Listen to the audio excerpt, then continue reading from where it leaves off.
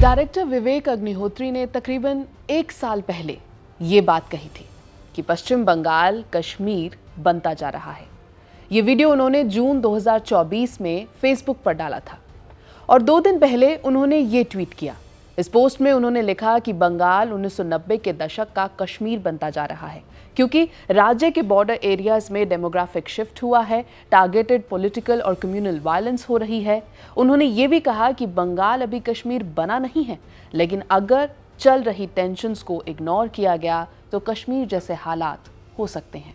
तो क्या बंगाल बन रहा है कश्मीर? नमस्कार, मेरा नाम है श्वेता शर्मा और चलिए आज चलते हैं पश्चिम बंगाल, जहां चुनाव होने वाले हैं। विरोध हिंसा में तब्दील हो गई और हिंदू घर छोड़कर भाग रहे हैं।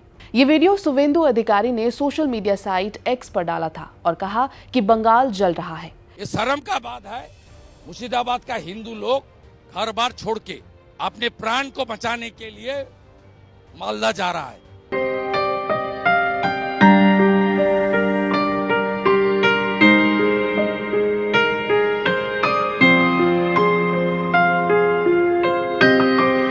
इस वीडियो में लोग साफ कहते हुए दिखाई दे रहे हैं कि घर जला दिया, टॉर्चर हुआ और जान बचाने के लिए भागना पड़ गया। और हिंदुओं की स्थिति आज ये है, मालदा के एक स्कूल में शरण लेनी पड़ रही है। अमित मालविया ने भी सोशल मीडिया साइट एक्स पर पोस्ट डालकर लिखा कि वो जगह जो शांति और खूबसूरत जगहों के लिए जानी जाती थी, आज वहां डर का माहौल है और खून खराबा हो रहा है। बीजेपी लोकसभा सांसद ज्योतिर्मय सिंह महतो ने भी वही डर दोहराया है। पश्चिम बंगाल में पिछले कई दिनों से आप वक़्फ़ अमेंडमेंट जो एक्ट था उसको आधार करके, उसको हथियार करके, जिस हिसाब से बंगाल में जम्मू कश्मीर टाइप का सिचुएशन, जैसे 1990 में कश्मीर में हिंदुओं के ऊपर अत्याचार करके वहाँ से पलायन करने में, हिंदू को खाली करने में मजबूर कर दिया था, ऐसे ही सिचुएशन यहाँ शुरू कर दिया है। विशेष रूप से 4 जिला में शुरू हो गया है, मालदा, मुर्शिदाबाद, नदिया और उसके साथ साथ आपका साउथ 24 परगना। यही वजह है कि महतो ने यूनियन मिनिस्टर अमित शाह को चिट्ठी लिखकर कहा कि 1958 एक्ट जो है, armed force special power act, उस आधार पे यहाँ नियुक्त करिए सेंट्रल फोर्स को और सेंट्रल फोर्स के ऊपर यहाँ नियंत्रण दीजिए। नहीं तो फिर से वही सीरिया जैसे परिस्थिति हो गया, जैसे बांग्लादेश में चल रहा है, और भारत में जैसे जम्मू कश्मीर में हो गया था, वैसे ही सिचुएशन होने वाला है और हो गया है।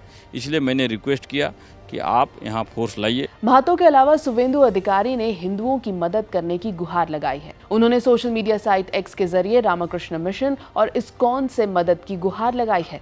उन्होंने पश्चिम बंगाल के गवर्नर को भी रिक्वेस्ट की ताकि बेघर हुए हिंदुओं को जरूरी चीजें मुहैया करवाई जाएं।